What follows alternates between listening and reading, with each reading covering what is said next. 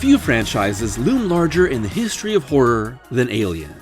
When Ridley Scott's original film landed in 1979, it shook both sci-fi and horror fans with a nerve-rattling tale of unknowable terror in the furthest reaches of space. And in the decades since, a variety of creators have returned to a simple idea of alien horror inside and out, in films that have both expanded on the legacy of the xenomorph and failed to live up to its potential. But even when the Alien franchise goes decades without a true success in the theaters, there's something so innately terrifying and captivating about its world that, despite many dead ends and resets, the franchise has continued to live on in massive productions both on and off the big screen.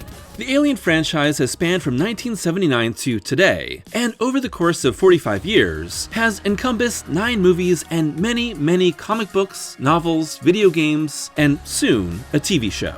Starting from a small premise of space truckers picked off by a terror beyond their understanding, the franchise has turned into a massive, sprawling universe that still can't seem to get away from the simplest of ideas. A perfect organism whose only purpose is to kill and reproduce. And in this retrospective, I'll uncover the story behind Alien, the evolution of its central monster, greatest hero, and expanding world, and how the xenomorph has been pushed and pulled between many different creators, looking to reshape it in their own image. Several years ago, I made a video on the many unmade Alien sequels that were considered but never saw the light of day. While this video will briefly touch on the what-ifs of the Alien series, watch that video for a more in-depth look at what might have happened. Consider it the B-side to this video's A-side. So come with me as we explore the outermost reaches of the Alien franchise, and the horror it breeds inside us all.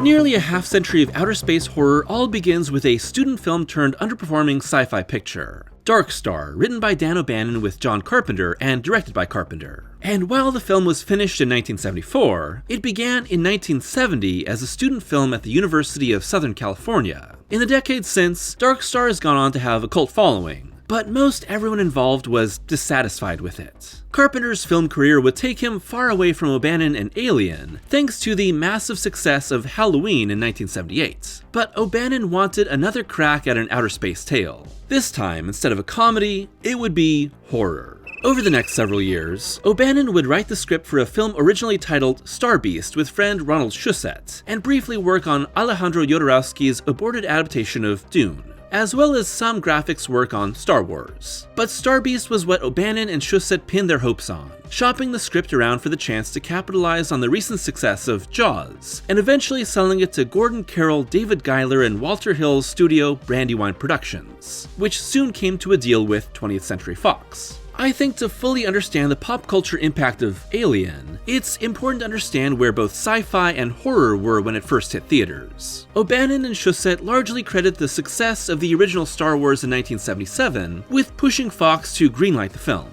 as the massive success of Lucas's movie caused studios to want to replicate it. Without many other scripts at the ready, they pushed Alien forward, and its run-down future aesthetic is really playing off what was seen in Star Wars, just moving it more toward the real world and the mundanity of blue-collar labor, only set in space. The 1970s has its share of notable sci-fi films, with the Planet of the Apes series, Logan's Run, Soylent Green, Body Snatchers, Mad Max, and The Omega Man embracing a more pessimistic view on the world's future. Meanwhile, horror movies like The Exorcist, The Omen, Carrie, and The Texas Chainsaw Massacre embraced shocking ideas that paid off with big box office results. Ridley Scott, who only had one feature film under his belt and soon signed on to the project after Fox's script approval, cited Texas Chainsaw in particular as his inspiration for Alien, wanting to embrace the nerve-rattling terror in all aspects, instead of the sci-fi spectacle that Star Wars embraced. Add in a budget of $11 million, sizable for its time, and Alien stands out as a prestige sci-fi production that is a horror movie through and through, capitalizing on Star Wars fever but not ripping it off like so many other sci-fi films that would be released around the same time.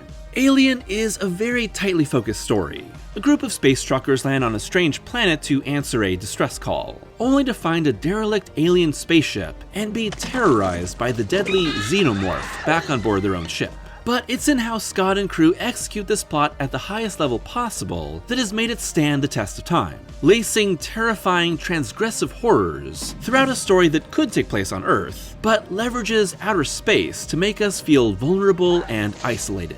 I think of Alien as one of the all-time great examples of the auteur theory of filmmaking being completely inaccurate. While Scott would hold the vision of the film together, and by all accounts be much more focused on the look and feel of Alien than on the performances, it's a vision created by many different creators at the height of their powers. The structure and horror of the script come from O'Bannon and Shusett, which was refined by David Giler and Walter Hill during contentious rewrites. Artists Ron Cobb and Chris Foss were primarily responsible for the designs of the Nostromo and the human side of the film, while H.R. Giger, who had briefly worked on Jodorowsky's Dune, was the vision for the xenomorph and the biomechanical ideas of the derelict ship.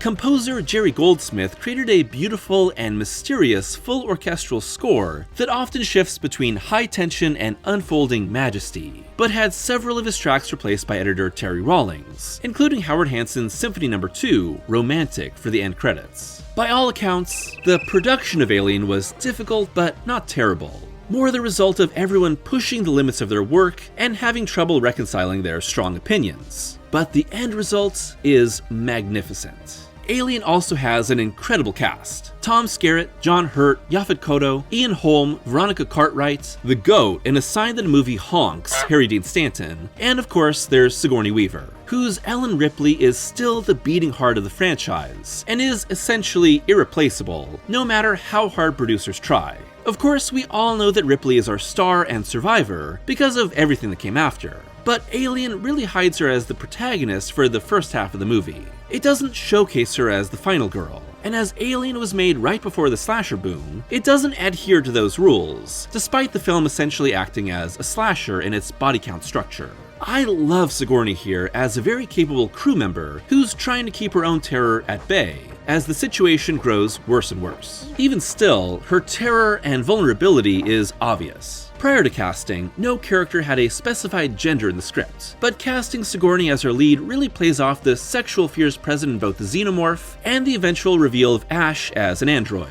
Giger, one of the original Dang-Ass Freaks, was an artist whose work always revolved around strange sexuality in his creation of nightmarish alien forms and landscapes. That translates directly to the xenomorph.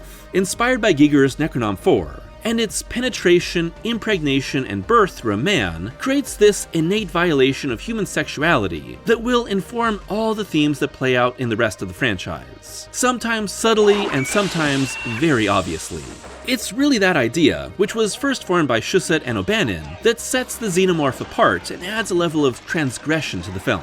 According to O'Bannon, that was all on purpose, saying, "I am going to put in every image I can think of to make the men in the audience cross their legs." The scale of the entire production is truly incredible, and it underlines the terror. Moments like the corpse of the space jockey have burned themselves into the brains of fans because they are inherently unknowable. The mystery is what's important, not the answer. Do you hear that, Ridley? We happen upon something unknowable in the form of the derelict ship and the hundreds of eggs within. Retreat from what we were never supposed to find, only for the creature to not only follow us back to safety, but violate our bodies. A lot of what happens after the chestburster scene is more standard monster movie stuff, but it's all done within the context of the body-violating horror that came before.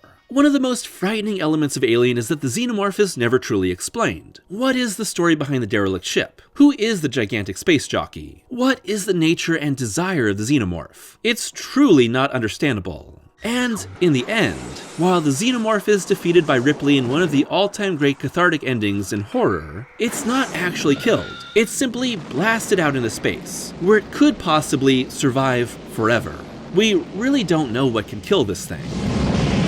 With each subsequent film, the Xeno would be explained more and more, and as it became more knowable, it became less frightening. But here, in this story of ordinary people encountering a monster somewhere between hungry animal and pure evil, the Xenomorph is a singular being from our nightmares. monsters. There's also the famous deleted scene that was added back in years later when the director's cut was made, which sees Ripley find her captured crewmates being slowly turned into xenomorph eggs. Obviously, that's no longer canon because of what we learn in Aliens, but it adds another layer of surreality to the xenomorph. Nothing about this monster abides by the laws of nature. The xenomorph, not actually named in the original Alien and often referred to as the big chap on stage, was brought to life by Bolaji Budejo. Extremely tall, thin, and lanky, helping to hide the human within, with special effects artist Carlo Rambaldi and his team creating the suit and mechanized head that brought those multi-layered jaws to life, thankfully working much better than his ape suit for Dino De Laurentiis' King Kong just a few years earlier. Together, the original xenomorph echoes just enough of the human host to have an uncanny quality to it, while being defined by a biomechanical sexuality. It's a penis, but it's also a vagina. We know that just by looking at it, and it creates discomfort. The word itself makes some men uncomfortable. Vagina. Whatever happens to Lambert is off-screen but terrible, hinted at by a shot of its spiked tail creeping up between her legs. But the lighting and editing also play a huge part in hiding the man in the suit of it all, using darkness, obscured shots, and close-ups to never let us truly understand what we're seeing. And that's way scarier than any other version that would come later. Outside of the xenomorph, Alien is also playing on the dangers of corporate exploitation, with the Weyland-Yutani Corporation setting the Nostromo on course to intercept the distress signal and investigate whatever might be found on LV-426. Just like the xenomorph, there is very little we ever really know about Weyland-Yutani and their true intentions. In fact, they're only ever referred to by our characters as the Company, cementing their monolithic anonymity. We can never understand them, only that some sort of all-too-real corporate greed has led them to happily sacrifice the crew for the sake of capturing a xenomorph. With Ash, a science officer and secret android whose real purpose is to capture and study the alien, as their only representative. He's cold, he's only interested in the goals of the Company, he has some sort of perverse sexual fascination that he hides, and he pretends to have the crew's best interest in mind. So really, Alien is a horror story about finding out that human resources doesn't actually have your back. They just serve the Company. It's also a very patiently paced movie. While it's a little under 2 hours, the sparse plot and the way it strips back dialogue, being almost entirely silent in its final 20 minutes, as Ripley first escapes the self-destructing Nostromo, and then must survive a surprise mini fourth act, Scott's movie is slow in a great way. Alien really sits in the quiet, still moments to build tension instead of slamming the audience with scare after scare, and according to the filmmakers, early screenings and the first weeks were filled with people being scared into silence, followed by throwing up and even walking to the back of the theater to get further away from the screen. Now that's how you make an impact. Alien would make $78.9 million on its release, with crowds lined up around the block for its slow release in theaters around the US, placing it as the 6th highest grossing movie of the year, and going on to win the Oscar for Best Visual Effects. Alien almost immediately lodged itself into pop culture, and became a hallmark in horror history, even with very little merchandise made beyond a novelization by Alan Dean Foster, and a graphic novel adaptation by Archie Goodwin and Walt Simonson. For years, Alien was a singular piece of horror, until an up-and-coming director expanded it into a franchise with a single letter.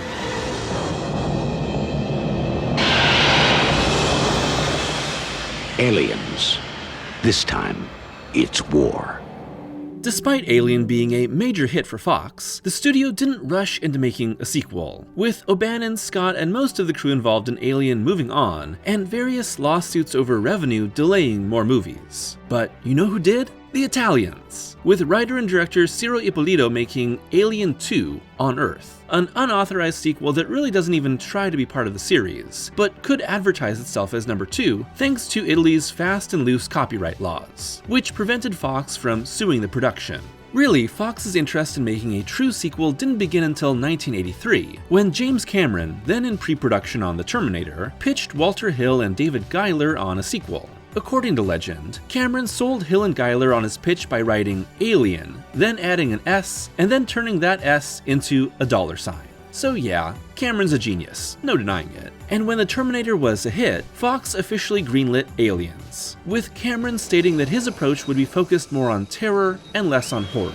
And for the first of many times, Sigourney Weaver was hesitant to return, liking the layers added to Ripley but not enjoying the amount of gun violence. But the combination of Cameron threatening to not make the film without her, and the $1 million payday brought Ripley back. Aliens, written and directed by Cameron, begins 57 years later, with Ripley finally discovered floating in cryostasis, having gone undetected in her escape shuttle. In the decades since, LV-426 has been terraformed and turned into a human colony run by Weyland-Yutani. But when the derelict ship is found, and the planet goes radio silent, Ripley joins a search and rescue mission to save anyone she can, and overcome the trauma haunting her ever since she encountered the xenomorph. Soon, they find the only survivor, the young girl, Newt, played by Carrie Henn, while Ripley bonds with Marine Corporal Dwayne Hicks, played by Michael Biehn, and must overcome her prejudice to depend on android Bishop, Lance Henriksen. From its sprawling location to its bullet-riddled action to the sheer amount of xenomorphs on screen, Aliens is bigger than Alien in every way. Production on Aliens, however, was rough, with the demanding Cameron clashing with the British crew at Pinewood Studios, who preferred working with Scott, and hating the deadline-driven demands placed on them. And for this tale of a military force clashing with a xenomorph hive, designers Sid Mead and Ron Cobb worked alongside Cameron to create the look, while visual effects artists Robert and Dennis Skodak collaborated with Stan Winston for the new xenomorphs. And those aliens, while retaining a lot of the look and horror of Giger and O'Bannon's original ideas, have a very different interpretation here.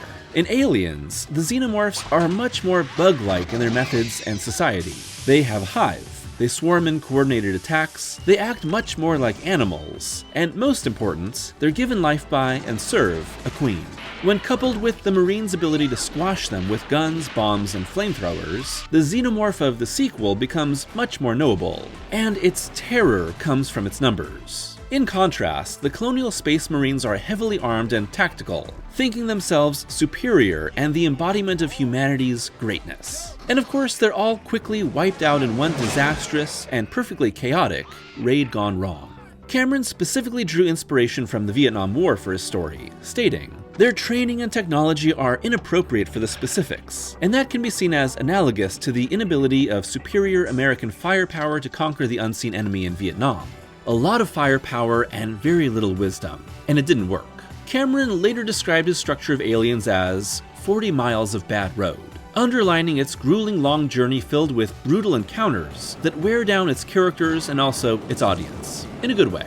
Here, Cameron really is remaking Scott's film on a much larger scale, with a greater focus on action and more emotionally developed characters. There's even story beats and plot points that repeat, including an android that Ripley struggles to trust, betrayals by the company, a thrilling countdown, and a surprise fourth act showdown with a stowaway xenomorph. Aliens really cements these elements as part of the DNA of the franchise to the degree they're repeated in Resurrection, Prometheus, Covenant, and Romulus. The difference here is that Aliens is the first to take these story elements and make them massive. Not only is our cast way bigger, but now we have heavily armed colonial marines along for the ride.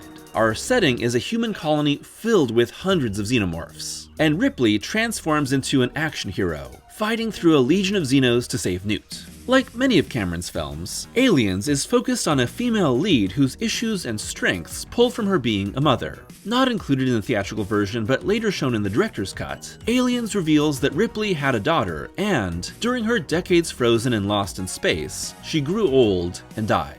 The loss creates a motherly grief within Ripley, and sparks a strong maternal bond with Newt. That new character wrinkle provides Aliens with a love and vulnerability at its heart, surrounded by the universe's most terrifying creatures. Making Ripley's femininity a major focus of Aliens also informs every movie that comes after, whether or not Weaver is involved. As the dangers mount and everyone around them dies, Ripley, Newt, Hicks, and Bishop form a makeshift family. Outside of them, most of the male characters come to represent futile machismo or greedy corporate interests, with Bishop subverting our expectations and being a truly benevolent android. The slimy Carter Burke, played wonderfully by Paul Reiser, is the representative of the company and its greed and selfishness. There's less sexuality to the xenomorph in Aliens. Making them into a bug hive naturally takes some of that unknowable, transgressive threat away, but Cameron replaces it with a focus on motherhood and family in both its hero and villain. Ripley's loss of her daughter makes her determined to save little Newt, and the final reveal of the Xenomorph Queen, mother of all the aliens and a menace determined to kill both Newt and Ripley, creates this fantastic contrast of warring mothers. The original Alien works really well because of its stripped-back nature, light on characterization, and intensely focused on its scares and structure. But Aliens works because Cameron fleshes out Ripley, giving her a life and making her into a much more vulnerable person. That makes her confronting her fears and eventually taking charge, as everyone around her dies, even more satisfying and exciting. When asked about what she loved as the character, Weaver later said, "She went from someone who was a thinking person to someone who was an instinctive animal. So there were a lot of progressions in the character that I just thought would be very interesting to play." I love Ripley in full-blown hero mode, arming up with a machine gun, flamethrower, grenade launcher combo to descend into the Xenomorph nest and rescue Newt, culminating in her standoff with the biggest mother of all, the Xenomorph Queen. Their showdown is literally mother against mother, one who represents the best side of humanity and one who represents the sexual terror from beyond, including a sort of mutual understanding. Some of the greatest lines and moments in both sci-fi and horror are here in Aliens. The dropship deployment, the first ambush, the facehugger fight, the dead-end shootout, Newt's rescue, the Queen revealed, Bishop's countdown, and of course, the power loader fight, which still stands as the best finale in the franchise because, like everything else in this movie, it's filled with real emotion because of its characters' love for one another, while also being really tense and scary. Play those two off one another and you have a masterpiece. Get away from her, you bitch! Like the original, Aliens ends with a moment of relief. But instead of one woman at the end of a nightmare, it's a new mother and daughter finding comfort and peace together. To me, this is as good as the series can possibly get. Yes, alien movies should terrify and thrill, but they should also provide moments of peace amongst the mysteries of space. If these films act as our worst nightmares about our bodies and our universe, we should be able to wake up from them and find comfort alongside our heroes. Can I dream? Yes, honey. I think we both can. Released on July 18, 1986, Aliens was a huge success, making $131 million worldwide against its $18 million budget, and nominated for 7 Academy Awards, including Weaver for Best Actress, and winning for sound editing and visual effects. That's pretty wild to think of happening now, but it illustrates the financial, critical, and cultural impact that Aliens had at the time. And with Cameron's film turning Ripley's story into a massive action blockbuster, Aliens shapes so much of the series outside of the films in the decades that followed. Colonial Marines, Queens, Hives, and maternal warriors are inextricable parts of the franchise. What would come next would force the series to evolve if it wanted to survive. In 1992, we will discover on Earth everyone can hear you scream. From start to finish, 1992's Alien 3 is easily the most troubled production in the history of the franchise, and it all starts with its script. Following the success of Aliens and the fact that Fox and Brandywine now had a bona fide hit movie franchise on their hands, the studios and producers involved unsurprisingly wanted to make more. But over the following 5 years, Alien 3 would go through 5 different distinct scripts, each with many revisions on their own. William Gibson's script focused on Hicks and Bishop when Weaver didn't want to return, creating a sort of Cold War in space over xenomorph experiments, with director Renny Harlin briefly attached at this time. Then Eric Red wrote a completely disconnected story set on Earth, with Xenos running amok in wheat fields and later described by Red as a piece of junk. David Twohy's script is set on a space station prison with lab-grown aliens, but was soon rewritten to include Ripley as Weaver became interested in returning around this time. This led to Vincent Ward, who was set to direct, and John Fasano's monk-inhabited Wood Planet script, with Ripley carrying a chestburster but saved when it's exorcised by a monk. This was the script that finally started moving Alien 3 into production, but when Fox took creative control away, Ward quit, and the script was heavily rewritten by Walter Hill and David Giler as David Fincher, who had at this point only directed music videos, was hired to direct. So what's really important to understand here is that Alien 3 was essentially screwed before it even began.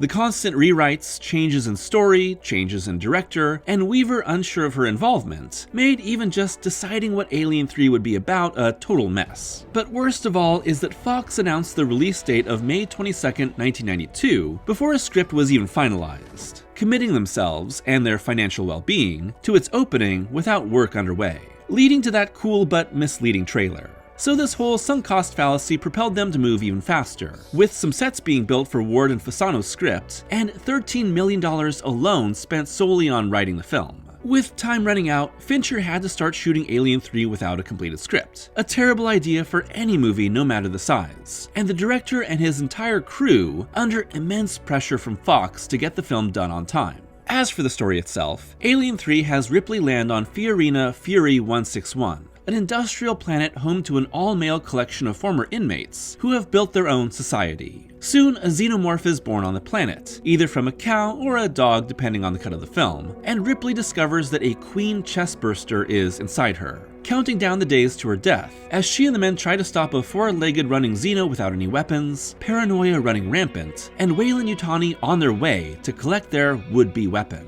What happened to all those other characters we loved at the end of Aliens? You know, the whole reason why Cameron's movie has a fantastic heart and soul to it, beyond its incredible tension and action? Well, they're fucking dead. It's a leftover detail from Ward's screenplay, with the writer wanting to get rid of those characters and burden Ripley with immense grief. All of that carried over during the film's mid-production rewrites, and it's important to our heroine's arc in Alien 3, as Ripley essentially wants to end it all after what has been a constant cycle of horror and loss. But man, couldn't they have just had Ripley ejected by herself for this? I think that Alien 3 is actually a pretty strong entry in the franchise. It's bold, it's unflinchingly dark, it doesn't care about endless franchise possibilities in a way that seems impossible for a big studio movie to have today.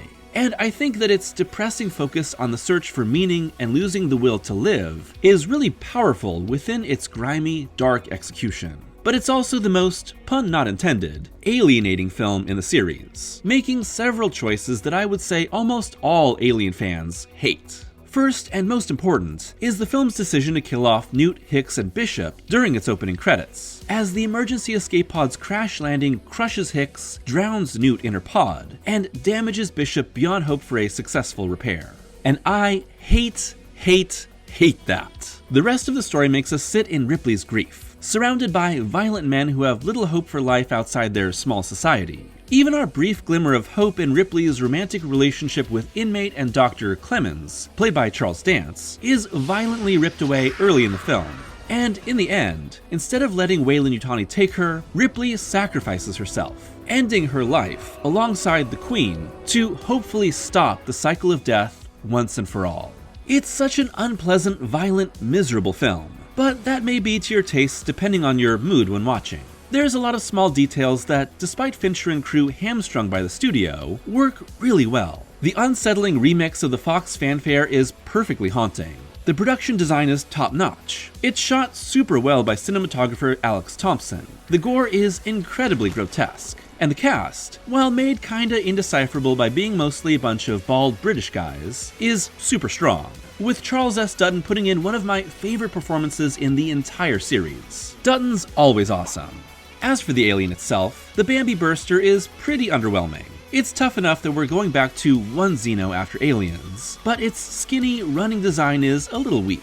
Also known as the Dragon, the creature was given a new design by a returning H.R. Giger. But when the mess of a production stopped contacting him, and didn't properly credit him either, they destroyed their relationship with the man that gave the Xeno its unmistakable design in the first place. The production had trouble bringing it to life, using a dog in a costume that really didn't work, and often relying on puppetry, but its compositing into the frame is pretty bad, taking you out of the movie and undercutting its scariness. After months of conflict, Fincher left post-production on Alien 3, giving the studio full control over the edit and making major changes, like removing a portion in the middle where the Xeno is caught and eventually released by a psychotic inmate, or adding in the chestburster mid-fall for extra drama. Fincher's original vision was eventually seen in the work print cut released in the Alien quadrilogy, but the director hated the process so much he refused to participate, nearly quitting directing in the aftermath, and basically refusing to talk about the movie in the decades since. From its overall tone to Ripley's arc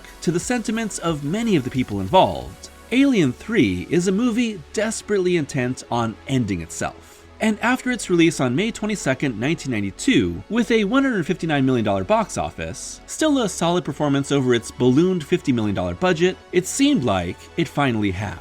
But you can't keep a good xenomorph down, and 5 years later, it was time for a resurrection.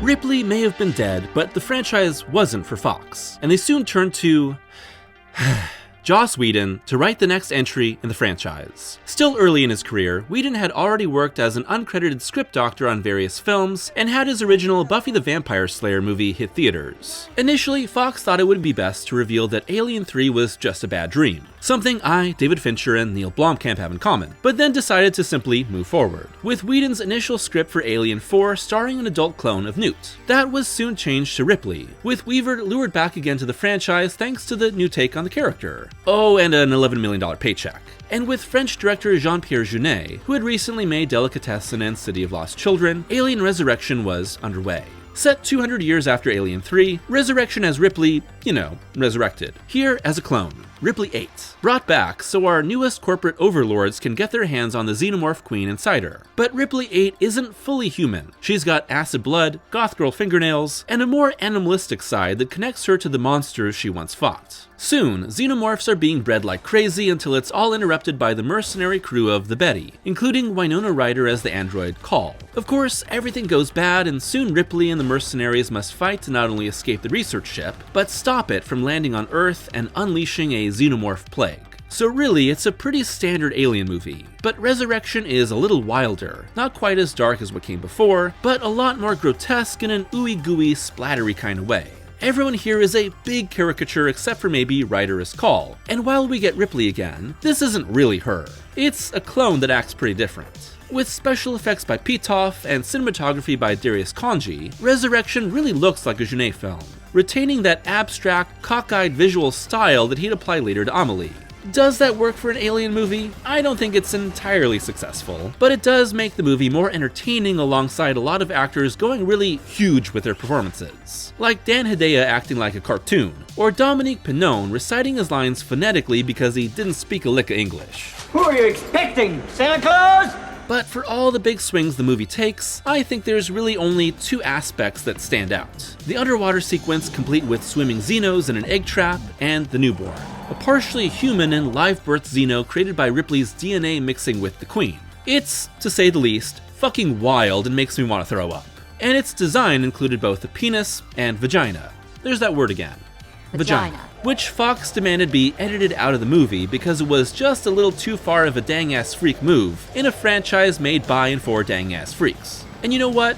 I get it. There's clearly a massive clash of style, directing, writing, and acting going on all throughout Resurrection. There's interesting ideas, cool shots, some solid characters, and a unique tone, but it all clashes with each other, causing the movie to not work as a cohesive piece. Jeunet barely spoke any English at the time of production, requiring a translator to work with his actors. That clearly didn't help things. Years later, Whedon would say about the movie, it was mostly a matter of doing everything wrong. They said the lines mostly, but they said them all wrong. And they cast it wrong. And they designed it wrong. And they scored it wrong. They did everything wrong that they could possibly do. No, Joss, you just wrote a bad script. Get over yourself. All things said, I really would have preferred if Alien Resurrection starred a Newt clone, giving that character a level of justice and maybe happiness that Alien 3 so cruelly ripped away. Instead, Resurrection gives Ripley new life that I think never fully works. Alien Resurrection ends with Ripley 8 and a surprisingly large amount of survivors for an Alien movie, wondering what comes next for them after nuking half the Earth with the research station. Great job, guys, you saved the city. The answer? Nothing. Well, besides the Alien vs. Predator vs. Terminator comic that eventually blows up Ripley 8.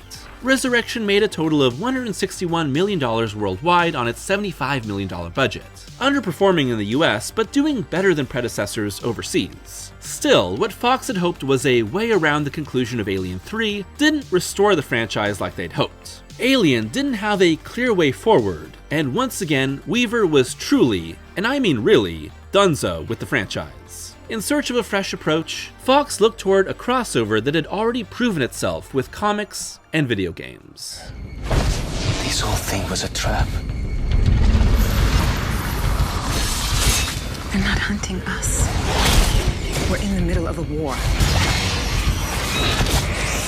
I'm not going to go too in-depth on the Alien vs. Predator movies here. If you'd like to hear me talk about them more, check out my Predator retrospective, where I highlighted their shortcomings. All to say, Alien vs. Predator in 2004 and Aliens vs. Predator Requiem in 2007 are a time when Fox was running out of juice for both of their sci-fi horror franchises, and brought them together for another shot at success. But whereas the AVP concept worked in comics and video games, it didn't translate very well to the screen. It doesn't help that most AVP stories take place in the future, and these are set in modern day, removing the sci-fi space marine hook that could have made these much more special. Fox, moving forward with AVP movies, also scrapped plans by James Cameron and Ridley Scott to create an Alien 5, and further soured Sigourney Weaver on the franchise. For the first decade of the 21st century, the traditional, standalone Alien franchise was dead. But that's not to say there weren't other interesting Alien stories in other media. Screw the AVP movies. Let's take this time to talk about other Alien stuff. There were two attempts at making Aliens into a kid-friendly franchise. First was in the early 90s with Operation Aliens, Kenner's multimedia brand that resulted in a toy line, a series of mini-comics, and a Tiger handheld game. The second was Aliens War Games, a cartoon pitched to Cartoon Network in the style of Star Wars: The Clone Wars in the mid-2000s, but stopped by Fox. Outside of the heavy metal comic adaptation of the original film in 1979, the first Aliens comic miniseries arrived in 1989, and the 90s were a huge era for Aliens, Predators, and Aliens vs. Predator comics, including several crossovers with DC Heroes and Judge Dredd, with a stream of miniseries with many different creators and stories all given life for years, as well as new novels. I highly recommend the Aliens Earthward trilogy that starred Newton and Hicks before Alien 3 ganked them, Aliens Salvation, and Aliens Dead Orbit, but they're all a good time. And from the mid-80s until today, dozens of Aliens video games have been released, ranging from shooters to survival horror to RPGs. Not all are great, but some, like Alien Isolation, are among the best things in the franchise as a whole. Add in tons of merchandising and the series being given deluxe retrospectives with the Alien Quadrilogy on DVD and Blu-ray, including new cuts of the original 4 films, and the franchise, while struggling on screen, had a growing life everywhere else. For a while, it seemed like the Alien franchise was out of gas, until Ridley Scott returned to explore the mysterious origins of the xenomorph that he'd wanted to cover for decades. They're leaving. To go where? Earth. We were so wrong. Take us home! If you don't stop it, there won't be any home to go back to. In many different interviews over the years, Scott expressed his interest to return to the franchise and specifically explore the mystery of the space jockey aboard the derelict ship. But after Fox rejected his pitch for the previously mentioned Alien 5 with Cameron, Scott waited for another opportunity to arise. Work on what would become Prometheus truly began in May of 2009, when writer John Spates was hired to write a prequel then called Alien Engineers. Like the finalized film, Spates' movie reveals that the alien engineers, who were the race previously referred to as space jockeys, infused Earth with their own DNA to create intelligent life. And while the general story beats are the same, this unused script is much more directly tied to the original Alien, as the planet is indeed LV-426. The weapons being deployed by the engineers are xenomorph facehuggers, and our heroes must fight several traditional and mutated xenomorphs during the climax. However, Scott wanted the film to go in a different direction, and hired Damon Lindelof to rewrite it, changing the planet, focusing more on themes of motherhood and the creation of life, and removing the xenomorph in favor of a whole mess of black goo. The result is Prometheus, or what I like to call Dudes and Goo, from 2012, taking place in the year 2089 and following a group of scientists funded by the Weyland Corporation, who are searching for humanity's origins. Their discoveries lead them to the distant planet LV-223, where they uncover the history of humanity's forerunners known as the Engineers. Meanwhile, the android known as David, played by Michael Fassbender, kickstarts a series of infections that unleash horrifying mutations that threaten both the crew and the Earth. And kinda sorta connect to the original Alien, I guess. Prometheus is a movie that has a lot of big ideas on its mind. The origins of humanity, our potential in the wider universe, the beauty and horror of the creation of life from our own bodies, and the search for immortality. A lot of these themes can be found in the rest of the franchise, but here they're at the forefront, emphasized by the xenomorph being removed and the horrors coming from stranger, harder to define origins. It's also an absolutely massive movie, brought to life with a lot of CGI and special effects that are still impressive more than a decade later. The characters themselves, though, are lacking. Of course, the original Aliens characters have little more than a vague outline, but its small focus and tightly wound story make that work. Here we have a big crew of scientists and explorers who make some of the dumbest choices in the history of the franchise, really only done to progress the plot and create some horrifying moments. As our lead, Noomi Rapace as Elizabeth Shaw is a solid performance as a woman who is just as compelled by her research into the stars as she is by her inability to have children. Shaw's gruesome med-pod C-section birth of her own little alien baby is as squirm-inducing as anything else in the series. And overall, I like Prometheus' second half much more, as it turns into an explosion-filled body horror action extravaganza. But it's clear that Scott had little interest in the franchise itself, using this prequel to jerry-rig his own brand new sci-fi series. Prometheus, while only existing due to its status as an Alien prequel, really has very little to do with Alien beyond a few vague ties, mostly done through visual reference or shared organizations. Its most specific connection, the birth of the proto-xenomorph known as the Deacon at the very end, is so convoluted that it really could never result in the scenario that our crew in Alien find. You're telling me that the xenomorph can only be made by infecting a dude with goo, him getting someone pregnant with a squid baby, then that baby dropping its seed in an engineer, who then pops out a xeno? The miracle of life, I guess. The lack of xenomorphs was generally seen as a broken promise to Alien fans when Prometheus premiered and, at least for myself, made the film into a very frustrating experience on first watch. But I think Prometheus plays better when you aren't expecting the xenomorph. Really, I think it would be better as a totally standalone movie, but still, the film is attempting to expound on a lot of big ideas about the nature of human existence without ever truly saying anything. Even its biggest mystery, why do the engineers want to destroy Earth, had to be explained by Scott and Lindelof after the premiere of the film, explaining that Jesus himself, you know, the guy in the Bible sequel, was an engineer who came down to Earth to lead humanity, but his eventual crucifixion caused the engineers to decide to destroy Earth, until something went wrong. Yeah, none of that is in the movie, and if the central ideas of the film need to be explained in an interview for the movie to make sense, something's gone wrong. Prometheus would make $403 million on its $130 million budget. A solid performance, but underwhelming when Fox had put so much into the rebirth of one of their flagship franchises, while other films like The Avengers and Skyfall were making more than $1 billion that year. Ridley would get to make more Alien movies, but a compromise was needed. Where is it?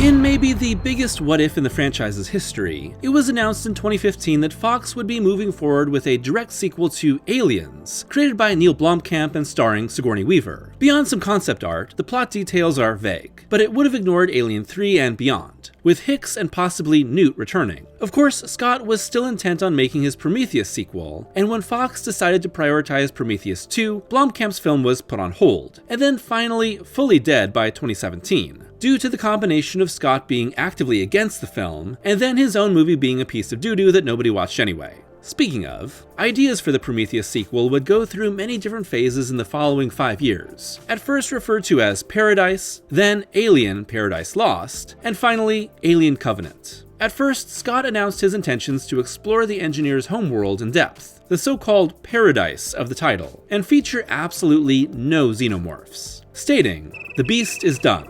Cooked." Well, I guess the Fox execs talked to him because the director later said, what changed was the reaction to Prometheus, which was a pretty good ground zero reaction. We discovered from it that the fans were really frustrated. They wanted to see more of the original monster, and I thought he was definitely cooked, with an orange in his mouth. So I thought, wow, okay, I'm wrong. And so the resulting film, initially written by Jack Paglin and then heavily rewritten by John Logan, tries to act as half-straight Prometheus sequel and half-pure Alien prequel. During that transformation, Rapace says Shaw was basically dropped entirely from the film, and, with some online-only prequel and sequel shorts made for Covenant, an interesting marketing tactic that I don't think is entirely successful, the character is given one of the hardest screwjobs I've ever seen in a franchise. Killed by David off-screen and used for xenomorph experiments. It's a decision that makes Shaw look dumber than a bag of hammers, but so does everyone else in Covenant. Here we find the crew of the colonization ship Covenant stopping their journey to instead land on a strange new planet with a distress signal because they're a bunch of idiots. The planet was the engineer homeworld, bombed into oblivion by David's special goo. And there they find the android living alone and super creepy, with the backburster albino neomorphs and the almost normal praetomorph, which pops out of the toast in a tiny version and I swear to God just looks like the parody in Spaceballs. I mean, come the fuck on, guys. With the entire crew of the Covenant made up of couples and our lead Daniels, played by Catherine Waterston, a newly widowed, RIP flambéed cocoon James Franco, you had it coming, final girl that heavily echoes Ripley because we have no other ideas in the franchise at this point, Covenant is sort of talking about marriage and parenthood, but not really. I will give it points for being the most brutal and gruesome entry in the franchise, and for having a pretty fun final act. Oh, and Danny McBride's pretty good too. But its recycled plot points, vague themes, and unsurprising twists really drag it all down. Fassbender is solid as both David and Walter, but I just don't care about David or this new origin that makes him into the Xenomorph's creator. Watch me. I'll do the fingering. Covenant is really trying to serve two masters. The philosophical bent of Prometheus that was the reason Scott returned, and the thrills of the original Alien, which is why people see these movies in the first place. So after all that, Covenant would be released on May 19th, 2017, and only make $240 million on its $111 million budget. See, that's not good. Generally speaking, you want the movies to make more money than the last one. I think the people were simply not happy with where the franchise was heading. The movie ends with the hook that David is now in control of the Covenant, and will use Daniels and the people on board to further his xenomorph experiments. A pretty dark ending that could have either led to a new crew, or Daniels escaping and returning as the protagonist. But ultimately useless, as while Scott had said he was ready to make 2 more sequels to complete the story, nothing was greenlit. I can't help but be a little grumpy toward Covenant and Scott's late-era involvement in the Prometheus films. I would have much rather seen Blomkamp's Alien 5 instead of the damp squib of a franchise tease that Covenant ended up being. But Scott was dead set on taking over the franchise he helped start, and everything that didn't fit into his vision was pushed aside. With Covenant not living up to Fox's standards, which was then soon after purchased by Disney in 2019, Ridley Scott's vision for his series of Alien prequels was officially dead, turning Prometheus, Covenant, and the story of David into a weird vestigial tale. An incomplete idea that will likely never be finished, because I don't think there was ever an official ending in mind beyond it getting us back to the derelict ship and the crew of the Nostromo. For several years, the Alien franchise was dormant, as Disney and what was now 20th Century Studios decided what to do with it. Slowly, new entries in the franchise like the Marvel Alien comic and the video games Aliens Fireteam Elite and Dark Descent brought it back to life until the Xenomorph was officially ready to return to the big screen. Are you sure you want to do this?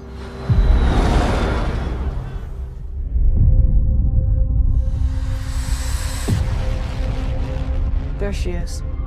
You want to break in and steal highly regulated equipment. This could be our only ticket out of here. In March of 2022, Disney and 20th Century Studios officially announced that their next Alien film would be written and directed by Fede Alvarez, most famous for Evil Dead 2013 and Don't Breathe, with the finalized film eventually written by Alvarez with frequent collaborator Brodo Sagues. Ridley Scott was also back in a producing role, keeping his relationship to the franchise intact despite no longer controlling its narrative. And while Alien Romulus was originally destined for a streaming release on Hulu, much like fellow Fox creation Prey, Disney thankfully changed its mind and sent the film to theaters on August 16, 2024.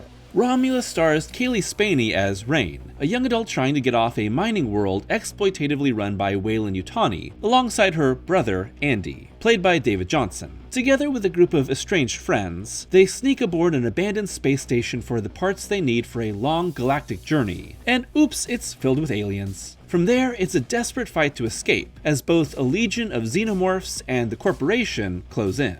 Regarding its larger themes, Alvarez, born and raised in Uruguay, said, "It's such a third world story. That's where I'm from. If you're born in the third world, that's your reality for good, for bad. So the narrative of young people that are born in the place that they feel is the wrong place, where things feel like they're collapsing around them, and they just want to get out of there. They should look at their parents and say, I don't want to end up like them." That's a very third world reality. Given that Romulus is set between Ripley's first two films with decades on either side, Alvarez and company are creating a story that doesn't need to tie into what came before, but makes some surprising connections that I don't think are totally necessary. It's also much more of a legacy sequel than what was first said, often quoting plot points, shots, and dialogue, when I think the film is entertaining and scary enough on its own to not do so. It's also clearly inspired by Alien Isolation, with its already destroyed station setting, an approach to tense survival horror. It's even got some of those safe station phone boxes. The best thing about Alvarez's film is that it's super fun and often actually scary, with not just great cinematography, set design, costuming, and effects, but strong pacing that ratchets up the tension and knows how to pay off plot points, character beats, and surprising twists. Really, Romulus is at its strongest when it's most focused on its characters, with Rain and Andy both being really likable characters with a strong dynamic, and not referencing other films too heavily. But to say more would be to reveal the film's secrets, so this is where we have to get into spoilers.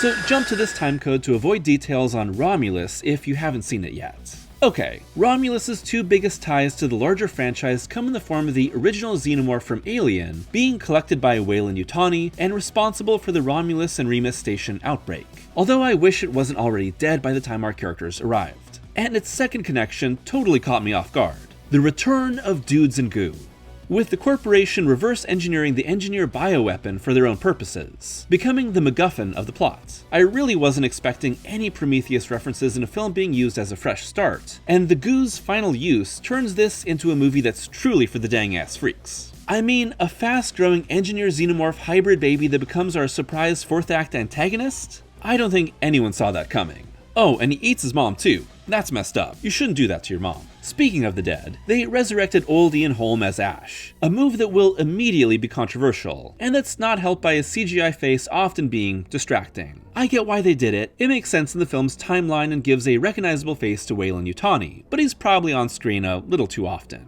He's also the foil to Andy, who goes through a major arc as a malfunctioning but loving android to a cold, company-serving automaton, giving a great story for the character and adding some layers to a film that's essentially about orphans trying to escape a dead-end life, only to be tormented by the continued exploitations of corporations. The Offspring is an abomination hybrid made possible by Weyland-Yutani's experiments, and Andy's dip into corporate loyalty betrays the love and warmth given to him by Rain's father.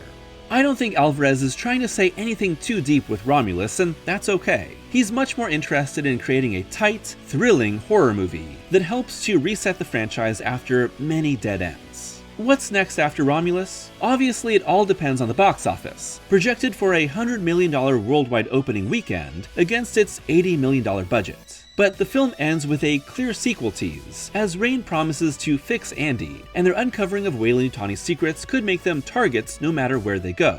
But how do you keep these things fresh? Romulus shows there's many more horrifying configurations possible for the xenomorphs and engineers. But most of all, I think a new type of setting will benefit a future movie. Just keep Rain as the lead and don't kill her off in her cryopod, okay? I'm traumatized by this point. Of course, we've seen small aliens, queen aliens, lots of aliens, and pred aliens already. So what we've got to do is go big. Kaiju alien versus mecha marines. Oh, and then of course they'd always just have Rain in cryostasis for like way too long, and then like wake her up 50 years later and intercept Alien 3 and then retcon that movie. Don't tell Disney I said that. Okay, spoilers over. At the time of this video's publication, we don't know where the franchise will go next on the big screen, but the next step is the long-in-the-works TV show Alien Earth, created by Noah Hawley and set to premiere in 2025 on Hulu. Very few details are available right now beyond it being set around the year 2100, 3 decades before the original Alien, and focused on the rise of the Weyland-Yutani Corporation and its creation of android life. Unsurprisingly, there has been nothing said about its connections to Prometheus, and I really doubt there will be any beyond maybe a passing mention. I think that when seen as a whole, the Alien franchise speaks to the vibrancy of its central idea and how, no matter how many iterations have come along, the xenomorph is still a fascinating monster. But the franchise has become more and more rigid in what it can and cannot do on film as the decades have worn on. Its strangest films, Resurrection and Prometheus, were quickly moved away from, and their dangling plot threads left to twist in the wind. And there's quite a few cliffhanger stories outside of the movies that were never resolved, like Alien's colonial marines revealing Hicks to actually be alive, or Alien Isolation leaving Ripley's daughter floating out in space, requiring a comic series to provide closure. Without Ellen Ripley, every central protagonist since was made in her image. And while the xenomorph has been given a few different interpretations, we always return to the so-called big chap. And yet, somehow, it still works pretty well. But the franchise's biggest challenge is also the reason for its longevity. Alien and Aliens are two of the greatest sci-fi films ever made, one creating an incredible horror concept, and the other expanding it into a larger world with understandable lore. We all want to go back to what those movies made us feel, but everything since has struggled to live up to their example, choosing to either shrink down to the creeping horror of Alien or expand into the action thrills of Aliens. But nothing has really created a different path forward.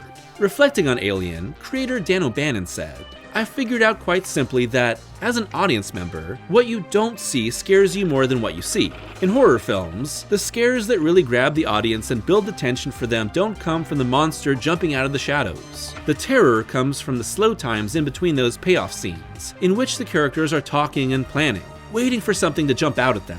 45 years later, we've seen every little bit of the Alien franchise. Now, the challenge is for the next generation of creators to somehow make it scary again, before what little goodwill is left of the franchise has run out.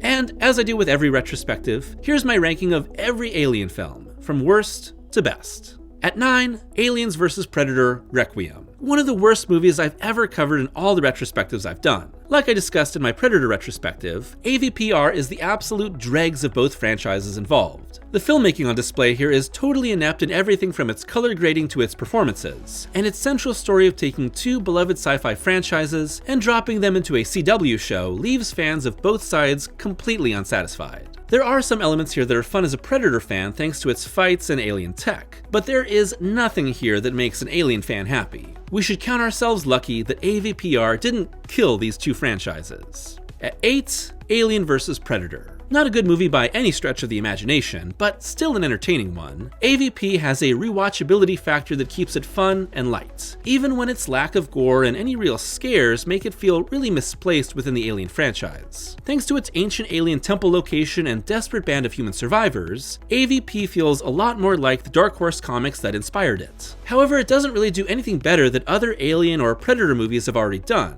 and its modern setting feels like it's really holding the movie back from being the best it can be, even in its B-movie trappings. So what AVP ends up really being is slick but forgettable. At 7, Alien Covenant. For all its high production values and hopes of pushing the prequel era of Alien further along, Covenant is a really high quality piece of crap. Not really a Prometheus sequel, kind of an Alien prequel, and with a whole lot of dead-end ideas and characters, the way this tries to appease every master is its true downfall. But I think there's an overriding dumbness to its narrative, structure, characters, and thrills that's really annoying. Many of the motivations and decisions that are made make little sense, and end up causing Covenant to feel like the body count slasher that the original Alien avoided, and that Prometheus had no interest in being. When it's placed next to Alien and Aliens, which are so smart and sharp, it stands out even more. At 6, Alien Resurrection. What a strange artifact this is. Resurrection has a great cast, top-of-the-line effects and overall production, an at least passable idea for how to get this all going again, but a really misguided execution of everything and a pretty crappy script. Jeunet is such a strange choice to direct an Alien movie. I like the oddball nature and gooey horror he adds, but it pairs really poorly with Whedon's script. And that script is basically like every other Whedon show or movie, trying to ape Star Wars and make every person into Han Solo. It's kind of fun, but its empty-headed approach to Alien is the opposite of what this franchise is supposed to be, even in its weaker entries. Sigourney is trying her best, Ron Perlman is always the GOAT, and Winona is Winona-ing, the first of several dead ends for the franchise. At 5, Prometheus. There are two types of movies, dumb movies and smart movies. Both can be great. Prometheus is the worst type of movie. It's a dumb movie that thinks it's a smart movie. I liked Prometheus a lot more on rewatch for this retrospective than I did seeing it in theaters all those years ago. But I still think this is ultimately a movie that looks amazing, has some great set pieces and performances, and can't deliver its high concept ideas and themes well at all. The third act is insane and is easily the best part, as all the mystery and concepts fall away and are replaced by crazy body horror and kills. Before that, we have a lot of hemming and hawing about our origins in the universe, as the film tries to be more important than it really is. This movie was made to solve a mystery. I don't think that mystery ever needed to be solved. At 4, Alien 3. A miserable, pessimistic slog through the darkest corner of the universe. A film that basically begins with begging its audience to feel alienated and hated. A long lament that ends in nothingness. A series of interchangeable, bald British men dying the worst deaths imaginable. A series and protagonist intent on ending themselves, rather than search for any more meaning when everything good is snatched away. So yeah, I think Alien 3 is great, and I like it more with every rewatch. I'll never be happy with the decision to kill off Newt, Hicks, and Bishop, as it really just destroys all the possibilities of the franchise and what Aliens was trying to do, but as its own film, I think Alien 3 works really well as a lament for finding no place in the universe. At 3, Alien Romulus. Alvarez's newest entry into the franchise may not be the most imaginative film, but it makes up for it with speed and violence. What I enjoy the most about Romulus is that it's fully committed to creating a fun, often truly scary thrill ride that fully leverages the terror of the xenomorph and its space station setting. And while it may be a somewhat weak cast compared to most of the films here, Spaney as Rain and Johnson as Andy are really great, creating an endearing friendship that has to change many times over the course of the film. Its weakest aspects are when it tries to echo the other films too closely to reset the series, because this movie really doesn't need to do that. But its intensity and the super freaky final act help this stand apart. Maybe the most pure fun Alien movie. At 2, Alien. Alien, it goes without saying, honks. My top 2 picks are really no surprise. These are 2 of the greatest sci-fi films ever made. In the end, it really just comes down to personal preference. But like its central creature, Alien is a perfect organism. I don't think many movies have ever looked this good. Scott and company are shooting incredible sets and effects with god-tier cinematography and lighting. The sound creates this constant thrumming atmosphere that wraps everything and fine-tunes the mood. The xenomorph is one of the greatest movie monsters of all time. And the story, while a simple survival tale that is really just a haunted house film in space, has many layers thanks to its ideas of sexual violation and corporate exploitation that get under your skin. I've lost track of how many times I've seen it, but I get lost in Alien every time.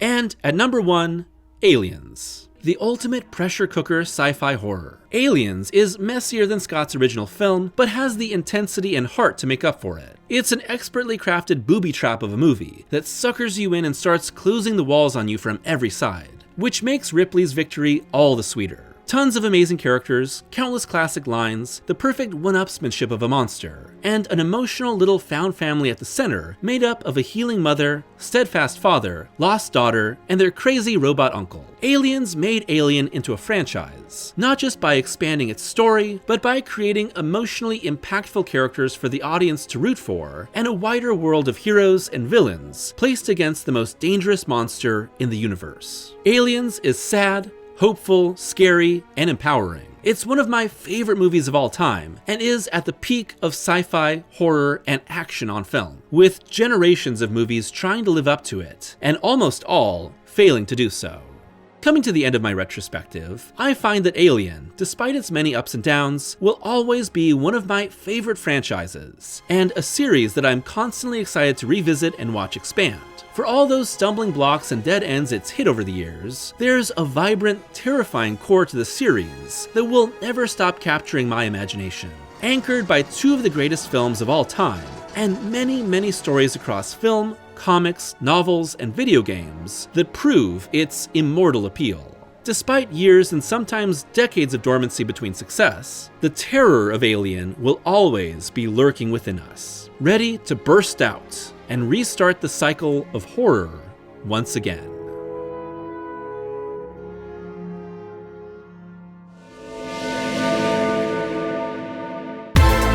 Thanks for watching today's video, and what a huge video this really was. As I've talked about in the video, the Alien franchise is one of my favorite movie series of all time. Horror, sci-fi, and just movies overall. It's a fascinating series, just as interesting to watch on its own as it is to dig into the production of its many different movies. So I hope that you enjoyed this split look at the making of these movies and what they mean, because there really is no other franchise in movie history like Alien. And I figured with Alien Romulus coming out, now was the perfect time to finally do this. Of course, I have made several other Alien videos in the past. Very early on in my YouTube channel, I made a video covering Alien and aliens, but that's probably pretty rough to watch now. Then I eventually did a video on all the unmade Alien sequels, which was really fun to make.